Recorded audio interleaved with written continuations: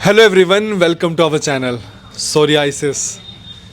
अभी सर्दियां गई हैं और सर्दियों में हमारे पास सोरियासिस के इतने सारे केसेस आए हैं। देखो, जब सर्दियां बहुत ज़्यादा बढ़ेंगी तो भी सोरियासिस में प्रॉब्लम बहुत ज़्यादा होगी, जब गर्मियां बहुत ज़्यादा होंगी तो भी। लेकिन सोरियासिस में सर्दियों में तो ऐसा होता है कि पपड़ियाँ झड़ने लगती हैं। जिस दिन ये रिव्यू शूट हो रहा है, आज की डेट है करीबन 15 फरवरी के आसपास है और 15 फरवरी 2025 को ये वीडियो शूट की जा रही है। पता नहीं अपलोड कब होगी, लेकिन आपको ना इस वीडियो में ऐसी चीज़ जानने को मिलेगी कि जो हमारे ट्रीटमेंट में कि किस तरीके का रिज़ल्ट आता है कि सर्दियों में जो मेडिसिन्स हैं वो छुड़वा दी गई थी, लेकिन इस बार की सर्दियों में सोरियासिस का जो इम्पैक्ट है वो बिल्कुल भी नहीं रहा। तो चलिए आपकी बात करवाते हैं पेशेंट से और सुनते हैं कि इनका एक्सपीरियंस यहाँ पर कैसा रहा। Hello sir. ओके, तो सबसे पहले आप ये बताइए कि आपको जो सोरियासिस था ये कितने सालों से था? ये मुझे 2 सालों से था करीबन। 2 साल से था जी। तो ये स्टार्ट कैसे हुआ था? ये स्कैल्प में हल्का सा एक डॉट बनी, ठीक है। फिर ध्यान नहीं दिया मैंने ज़्यादा। फिर 6-7 महीने बाद डॉक्टर को दिखाया, एलोपैथिक डॉक्टर को। तो उन्होंने कहा दवाई खाओ ठीक हो जाएगा। पर उन्होंने कहा था कि 100% ठीक हो जाएगा। हाँ, ठीक फिर है। बाद में कहते हैं कि अब ये एक दवाई दे दूंगा, फिर वो आपको कंटिन्यू करनी पड़ेगी, ये ऐसे ही रहेगा लाइफ टाइम। Life time. ठीक है। फिर मैंने यूट्यूब पे वीडियो देखी थी यहाँ की, तो यहाँ से मुझे पता चला था कि हो जाएगा। तो उन्होंने आपको बताया था टर्म कि ये स्कैल्प सोरियासिस है, या फिर आप शुरू में इसको जैसे डैंड्रफ समझ रहे थे? डैंड्रफ समझ रहा था मैं तो। ठीक है, शुरू में आप इसको डैंड्रफ समझ रहे थे। तो जो स्कैल्प सोरियासिस होता है, इसको प्लीज़ आप लोग डैंड्रफ समझने की गलती ना करें कि जैसे कई बार ये होता है कि आप लोग उसको डैंड्रफ समझ के बहुत टाइम से आप शैम्पू चेंज किए जा रहे हो, लेकिन वो धीरे धीरे बढ़ना शुरू हो जाता है। जो हमारी ट्रीटमेंट की खासियत है वो यही है कि 100% जिस भी बीमारी का हम इलाज देते हैं वो 100% ठीक होता है। ये जो रिव्यू है ये इस टाइम में लाइव ओपीडी में बैठकर शूट हो रहा है।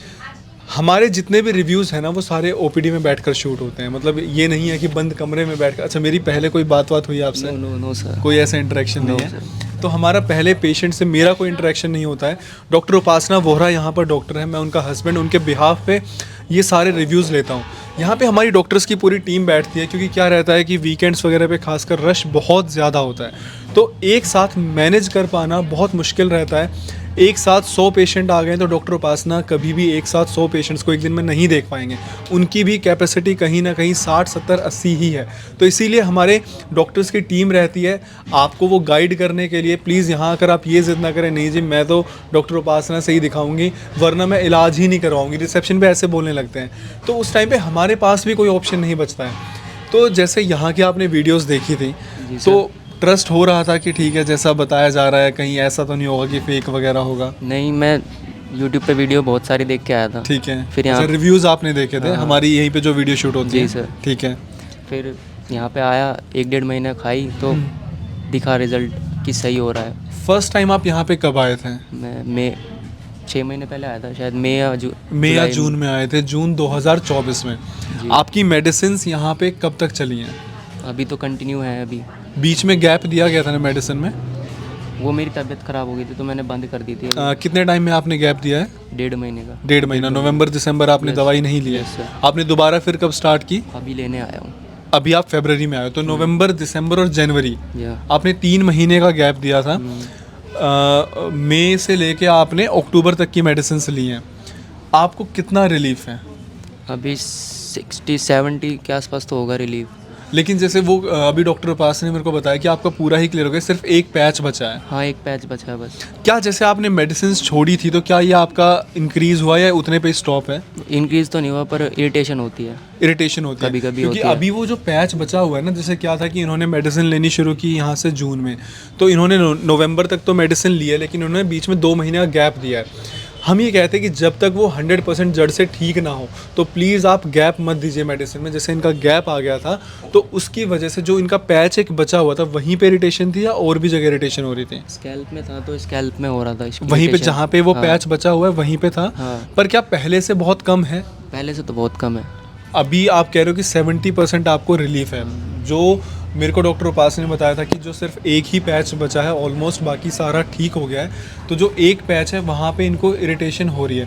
पहले क्या एक्सटेंट था आपके स्कैल्प सोरियासिस का कि कैसा होता था, कि क्या जो वो सफ़ेद है वो झड़नी जब पपड़ी शुरू होती थी, क्या वो शर्ट पे पूरा भर जाता था? नहीं, इतनी बुरी कंडीशन नहीं थी, वो थोड़ा पहले पता चल गया था तो मैं आ गया। पर ठीक है, इतना बड़ा पैच हो गया था ठीक है। तो रिकवर हो अभी गया। पैच कितना बचा है? अभी स्कैल्प में तो हो गया ख़त्म, अभी हाँ। एक पैर में हुआ है बस, वो दवाई अभी छूटने की वजह अच्छा, से शायद। स्कैल्प वाला पूरा ठीक हो चुका हाँ है, जी। पैर में हल्का सा एक पैच बचा है। अच्छा, क्या आपको बॉडी पे भी कहीं पे था पैच बॉडी पे वगैरह? था, हल्के हल्के डॉट से बने थे, वो सारे ठीक वो हो अब गए? ठीक हो चुके हैं। तो बॉडी का पूरा ठीक हो गया, स्कैल्प का पूरा ठीक हो गया। तो बेटा जैसे बॉडी का भी पूरा ठीक हो गया, स्कैल्प का भी पूरा ठीक हो गया, तो आपने कहा था कि सिर्फ 60-70% ही आराम हुआ है। बस इरिटेशन हो रही है ना पर स्कैल्प में अभी। स्कैल्प में अभी इरिटेशन है, sir. तो आपको ये जो मेडिसिन है ना वो कंटिन्यू करनी है अभी, जब तक ये 100% ख़त्म ना हो जाए। देखो जो सोरियासिस है ना वो बहुत ख़तरनाक बीमारी है, ये आप लोगों को समझना ज़रूरी है। हमारे पास ऐसे ऐसे पेशेंट आ रहे हैं जो 20-20 साल से 25-25 साल से परेशान हैं। अगर एक भी इसका पैच रह जाता है या 100% आपकी बॉडी से वो ठीक नहीं होता है तो देखो ये रीअकर होगा। डॉक्टर उपासना आपको खुद बताएंगे कि आपको जो मेडिसिन है कब विड्रॉ करनी है, तो उससे पहले प्लीज़ आप मेडिसिन ना छोड़ें, इसको जड़ से ख़त्म करें ताकि ये दोबारा कभी हो ही ना पाए। अच्छा, आपने पहले जैसे इसका इलाज करवाया है तो पहले आपने कितना पैसा खर्च किया होगा?